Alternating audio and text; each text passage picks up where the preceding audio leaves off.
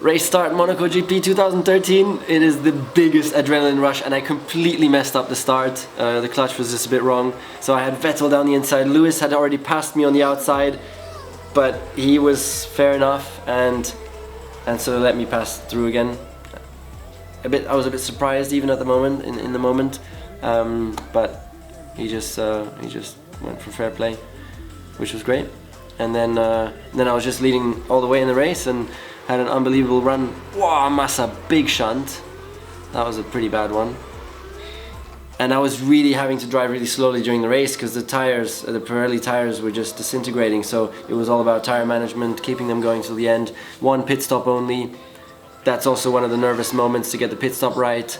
But it worked out great as well. Came back out. Lewis had lost a couple of places, I don't know why actually, in the pit stop or whatever. So then I had the Red Bulls behind me. And then I just had to drive it home from there. That was a really scary moment. I remember that bird, and I avoided it in the highest speed corner of Monaco. I avoided the bird because it's just in my instincts not to kill an animal. If that bird would have been half a meter more to the left, and I would have avoided it again, maybe I would have shunted and lost the race. Really, that was a really hairy moment. Then red flag, which is the worst thing and definitely not something you want. Because I was just on a good roll and looking forward to the end of the race, and then red flag, so you have to stop on the grid, get out of the car, adrenaline keeps going again, the nerves and everything. But I kept it together, kept it cool, got back in, and then drove the thing home. Took the race win. Last lap here, coming over the finish line.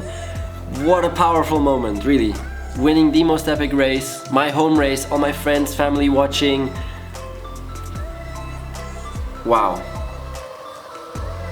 I think there's two big days in my career, and that was 2013 winning Monaco and winning the World Championship. Those were the most powerful days in my whole career.